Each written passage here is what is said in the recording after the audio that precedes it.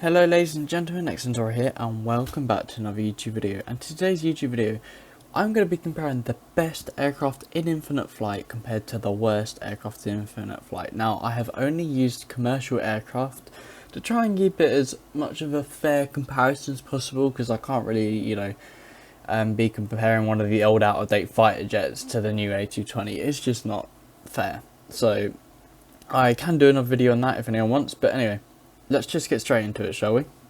Now, aircraft number 1 is the A220. Now, you may be able to guess, obviously, it is the best aircraft in infinite flight in my opinion, and I think it's quite tight. There's lots of honourable mentions such as 757, 777, A330, A320, 737s, there's lots of great aircraft there now. But I think the A220 just tops it all, as it is also the newest aircraft, so it's evidently the most advanced. Now, I've got a list of 5 criteria which I've compared the aircraft to. Livery options, cockpits, the cabins, the detail on the aircraft in general, and how easy they are to land. So let's start off with the livery options, shall we? Okay, so as you can see, the A220 has quite a lot of liveries available. There's definitely aircraft with many more liveries available. But I think for the A220 being a relatively new aircraft in the aviation industry in general, I think there is a very wide variety of aircraft. Now, when we compare it to the A340, which again is the aircraft I have now chosen to be the worst aircraft in infinite flight, commercial aircraft only, there's only about 7 options or something if I remember right, which is not many at all. So I think the A220 definitely deserves the points on this one. It's definitely got much more options, and this will enable you to do more realistic routes, if anyone understands what I'm saying here. So let's move on to the second point of my criteria, which is the cockpit. Now let's start off with the A340, shall we? Now, it was released in 2012 or 2013, which isn't far from being 10 years old. And those of you who have played infinite flight long enough will know that 10 years ago we did not have these live, amazing 3D cockpits. So unfortunately the A340 does not have a live cockpit. It's pretty much just a sticker that they have just slammed in the front of the plane to make it look sort of realistic. But that's the level infinite flight was at so long ago. Now when we compare it to the cockpit of the lovely A220, we've got a live 3D cockpit with animated throttles and joysticks. I'm not too sure if the joysticks are animated and animated inside the A340 cockpit. However, the A220 cockpit is miles clear of the A340 cockpit. So this means again the A220 will unfortunately pick up yet again another point, as obviously because it is best versus worst. Now let's move on to the next point, which is the cabin. Now the cabin is something which I think completes the aircraft in infinite flight. I think it's a very important feature to have on many aircraft within the flight simulator, even though it does take up storage and lag. Okay, so let's start with the cabin in the A220, shall we, this time. Now the A220 has a pretty lovely cabin actually, 3 seats on one side, 2 on the other, very standard for the A220 family. The whole cabin is full. There's no toilet at the back of the aircraft that's animated, unfortunately, which I think would be a little cool addition that they could have added, but evidently chose not to. I think the very basic seat designs within infinite flight, they're very basic, but again, it's just the small touches like that and little details definitely make it a lot more complete. Now, when we compare it to the cabin of the A340, there is no cabin. So you literally go inside and it's just all invisible, and it's like you're looking out at the plane, but you're not in a plane. So it's really weird. So obviously the A220 is much better than the A340 here, but if you just compare them, and you can see how far the flight simulator for your mobile devices has come over the past few years. So yet again, the cabin in the A220 is much better than one on the A340. So number 4 on my list is just general detail of the aircraft. I think this is very important as well, because when you're flying live and looking at many other aircraft out there, I think it is important to see all of the other aircraft in good enough detail, but not too much detail, because again, your mobile devices can only handle so much data from the game, so you can only get so much detail without having to lag out. But let's move on to detail. So starting off with the Airbus A340, you can just see from the get-go, it looks a bit worn, really. It looks a bit outdated for the flight simulator. Again, 10 years old, definitely obviously outdated. The whole shape of the aircraft, to me, some of it looks smooth and bits of it look blocky. There are gaps between bits of the fuselage that line up. That might have just been my iPad being laggy, but there were clear gaps. The cockpit detail I'm not going to talk about because we've already covered cockpits, but I think the engines are one of the key aspects, and the gear, which have the most detail within the flight simulator.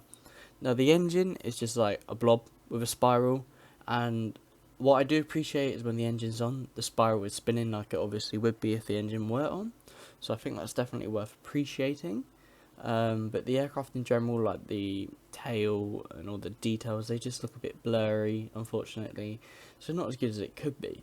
But now when we compare it to the A220, which is magnificent with its detail, the engine, wow, you can see every blade, every section of it, it just looks really clear. When you look at the landing gear, especially, they're much more spherical compared to the A220. And you can see all of the little wires, which are much more detailed, and then the whole fuselage as general is much more smooth, clear. The windows are much more circular, the windows are much more realistic, so the aircraft looks a whole lot more realistic compared to the A340. Now the final thing on this list is obviously probably one of the best bits, which I've saved till last, which is landing. Now I think it's very important to be able to land these aircraft and get a smooth, good landing. So I've actually landed both aircraft now. I've used the HUD now. Because I've used the HUD, it is to keep it fair, because I couldn't just use the cockpit in the A340. So I've used the HUD. I've only landed both these aircraft once, so this is my first landing. I had to do an attempt with the A220 earlier, but I didn't actually get to the landing point because the iPad crashed on me, and so unfortunately I did have a bit of a head start with that, but don't worry. Let's get straight onto these landings, shall we? Okay, so here I am, starting off with my approach into Manchester Airport. Again, both aircraft have used the same approach, same airport for everything, and it takes a few calibrations to get it right. But the main idea here is to just get it on track to the final bit of the runway. Now what I'm going to do is I'll skip to the bit where I'm right above the runway, because no one needs to see this boring alignment stuff and me sorting out the plane to where I want it to be. And here we are, literally just coming up on our short final here above the runway. Now I think right now I'm pretty well centered. I'm just making a few more corrections, but then the plane for some reason went off a bit to the left, and I think I might have accidentally tilted it here.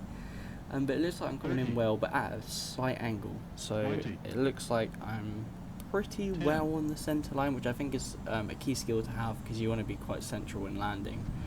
And a tiny bit of a float there, of course. Now again, the flare stayed up quite well after the landing. That's something very key and important to these landings, and I think we did pretty well there, but I steered off the centre line towards the end of it. But let's get an outside view of this for you, and yeah.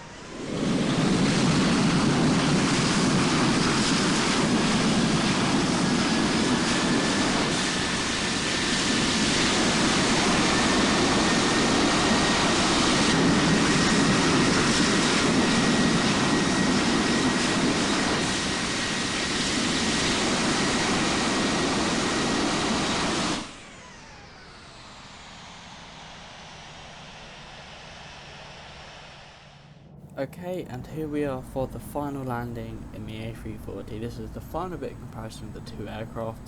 Again, pretty much the same thing. I'll just skip to the landing for the bit you all want to see. I'm just doing the simple calibrations here, and as you can see from the start, they're both exactly the same and fair. 100. Okay, so here we are, just above the runway, 100 feet, almost about to touch down. I think 50, I'm a bit better off 40, centre line than the A220. So 90. because it's a larger aircraft, maybe it's 10. easier to keep centre lined. And as you can see, I've got that little circle on the horizon, and I think that landing was definitely smoother than the A220, so I think it does actually win for the landing here, of course. So I'm definitely going to give the A220 the win, the A340, sorry, the win for the landing here. Of course, we're going to get another view from the outside here, and you can see the landing was much nicer. Now, all in all, A340, worst aircraft in the flight simulator. But personally, if you're landing it the same as the A220, I think it's a nicer aircraft to land. That might be due to many more gear, making a smoother connection with the ground. But as you can see, we are near a tail strike there, but I think it's close. So thank you for watching this YouTube video, and I'll see you all in my next video. Good night.